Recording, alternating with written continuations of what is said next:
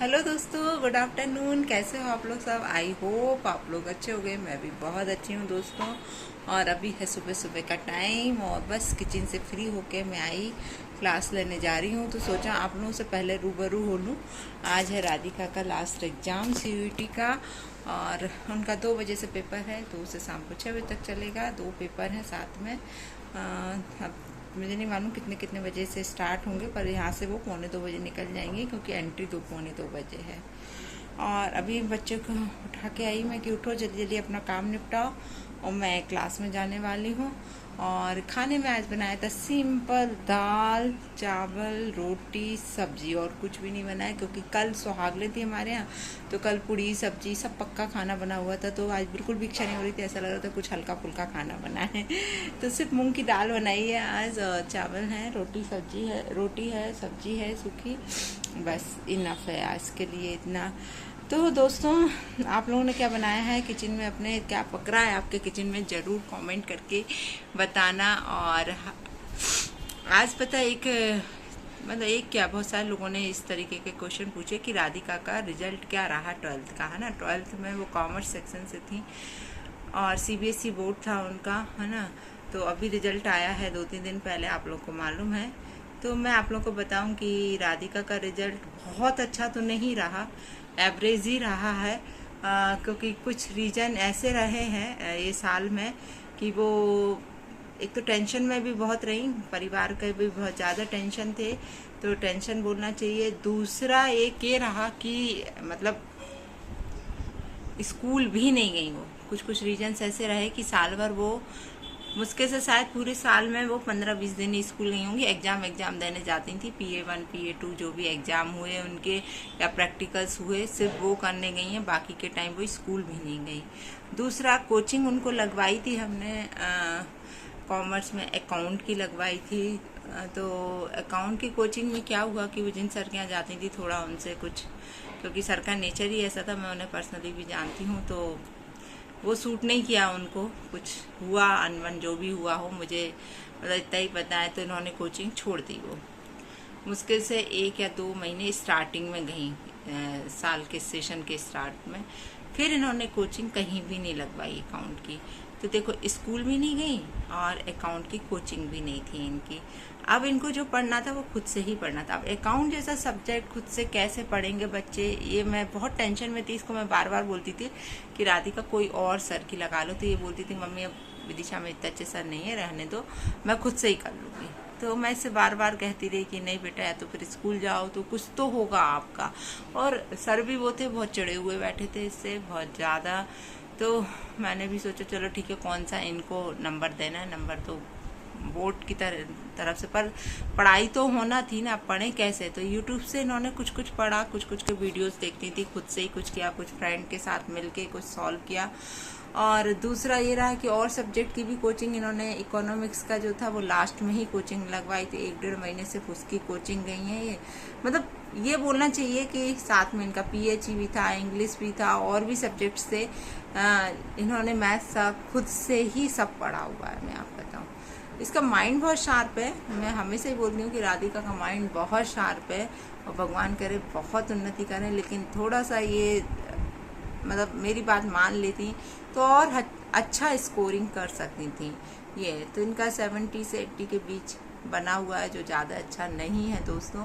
मैं सोच रही थी 90+ होता तो अच्छा था, लेकिन मुझे पता था कि इस साल इनका नहीं बन पाएगा, क्योंकि मैं तो और कम का सोच के चल रही थी कि और कम होगा। लेकिन लड़की हो हमेशा ही बोलती मम्मी मैं इतनी गति नहीं हूँ पढ़ने में। मैंने की गति तो हो ना, तो करी नहीं वहाँ मैं।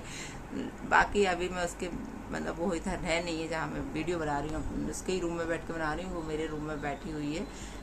तो मैं बता रही हूँ कि लड़की का माइंड बहुत शार्प है, मेरी बेटी का, दोनों बेटियों का माइंड बहुत शार्प है। पढ़ने में टचवुड दोनों बहुत अच्छी हैं, लेकिन बस ये है कि यदि वो और ज़्यादा मेहनत करती, उन्होंने अपनी तरफ से किया है, लेकिन थोड़ा सा किसी के अंडर में जाके किसी के डायरेक्शन में करती तो शायद बहुत अच्छा कर सकती थी, लेकिन क्या कर रहे हैं। अब ठीक है, आगे अब उनके देखते हैं। कॉलेज वगैरह के एंट्रेंस एग्ज़ाम दे रही हैं, सेट का भी दिया था अभी, और CVT के चल ही रहे हैं, और एक और कौन सा दिया था मुझे याद नहीं है। तो उनका 1-2 कॉलेज में सिलेक्शन हुआ भी है अभी। तो अच्छे अच्छे कॉलेज, क्योंकि मैं यही चाह रही हूँ कि मेरी बेटी अच्छे कॉलेज में चली जाए, अच्छा मतलब क्योंकि प्लेसमेंट अच्छा मिल जाएगा, अच्छा कॉलेज जाएंगे, अच्छा कर पाएंगे।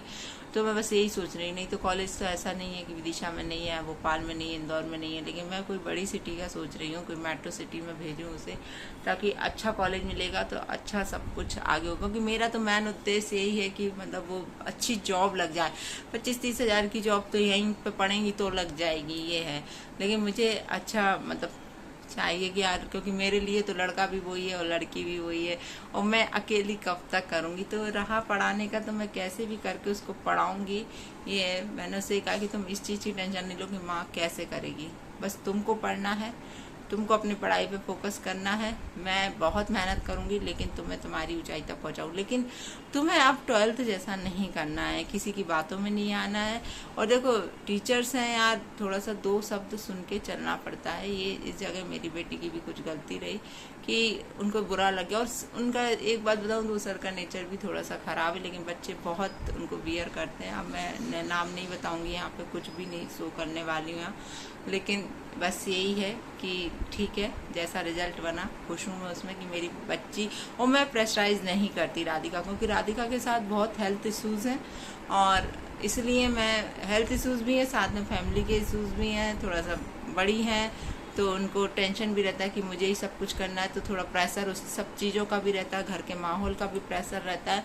तो मैं फिर उसको बिल्कुल भी ज़्यादा प्रेशराइज नहीं करती हूँ। मैं सोचती हूँ कि जैसा किया है ठीक है यार, कर लेगी, मुझे मालूम है कि लड़की मेरी बहुत अच्छा कर लेगी, इतना तो मुझे उसके ऊपर विश्वास है। तो बस भगवान से मैं यही प्रेयर करूँगी कि आगे का उनका जो है सब सेटल अच्छे से हो जाए, बस बढ़िया निकल जाए वो अपनी, उनका जो एम लेके चल रही, जो मोटो है उनकी लाइफ का, वो उसमें वो सक्सेस हो जाए, दैट्स इट। क्योंकि अब ठीक है 12th की मार्कशीट भी बहुत मतलब मायने रखती है, लेकिन क्या कर सकते हैं, ठीक है, अब जितना बना है खुश हैं हम उसमें। क्योंकि जो बना है हमारी लड़की की मेहनत से, मतलब खुद की मेहनत से, खुद ने पढ़ाई करी है, किसी के डायरेक्ट, आज जो बच्चे 90+ लेके बैठे वो मतलब किसी के डायरेक्शन में पढ़ाई करके लेके बैठे, लेकिन हम अब, लेकिन मैं सबको तो ये नहीं बताती फिरूंगी ना कि लड़की ने किया है, परसेंटेज सभी पूछते हैं, लेकिन ये सारी चीज़ों को फिर एक्सप्लेन करना होता है कि यार हमारी लड़की के साथ ऐसा ऐसा प्रॉब्लम हुआ है इस कारण। पर ठीक है, मैं खुश हूँ, मेरे को खुश होना ज़रूरी है, क्योंकि मैं पेरेंट्स हूँ, तो मुझे यही लगता है कि यार ठीक है, मेरे बच्चे ने जितना किया है मैं उसमें खुश हूँ यार। मैंने उसको एक शब्द नहीं बोला, मैं सही बता रही हूँ, क्योंकि कोई मतलब भी नहीं है ना यार। बच्चे ठीक है, हम भी देख रहे हैं कि घर में प्रॉब्लम्स क्या है, उसकी हेल्थ इश्यूज कितने हैं, तो ये सब देख के मैं उसको कुछ भी नहीं बोलती हूँ कि जितना ले आएंगे ठीक है, खुश रहे बच्चा अपना, और क्या चाहिए बस यार। लाइफ में अपन ही उनको टेंशन देने लगेंगे तो उनके दिमाग में ना राम जाने क्या चलेगा। और आजकल के बच्चों से थोड़ा सा डर ही लगता है, मैं सही बताऊँ। ये मतलब जो माहौल चल रहा है ना, उस माहौल को देख के डर लगता है कि यार क्या पता कौन इनके दिमाग में क्या भर दे, क्या है, तो फिर उस चीज़ से मैं डरती हूँ दोस्तों। तो बस इतना ही बोलूँगी कि वो जितना लाई हैं मैं उसमें बहुत खुश हूँ।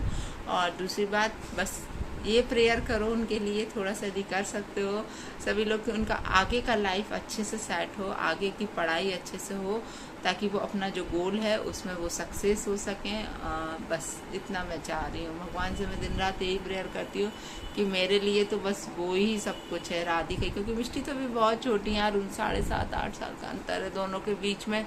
तो राधिका जब जॉब भी करने लगेंगी तब जाके मिष्टी कॉलेज जा पाएंगी, है ना, तो बहुत टाइम है अभी, तो मिष्टी तो 5th में ही आई है, ऐसा है। लेकिन राधिका इस साल से अब चली जाएंगी। मुझे भी बड़ा सोच सोच के थोड़ा दुख लगता है कि लड़की मेरी चली जाएगी, और फिर जो निकली तो वो निकली, ये भी है ना।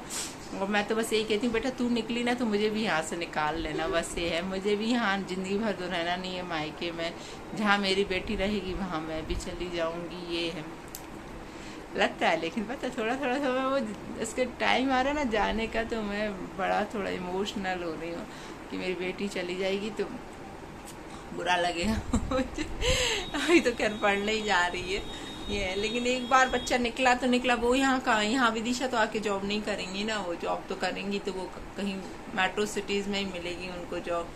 तो हमें मालूम है कि अब जो निकली वो तो निकली यहाँ से, अब मुझे ही जाना होगा उसके पास, वो नहीं आएगी यहाँ पर। तो चलिए दोस्तों, बस मेरी बेटी के लिए प्रेयर करना। आज के लिए इतना, फिर मिलती हूँ आप लोगों से दूसरे ब्लॉग में। जय श्री राम, बाय बाय।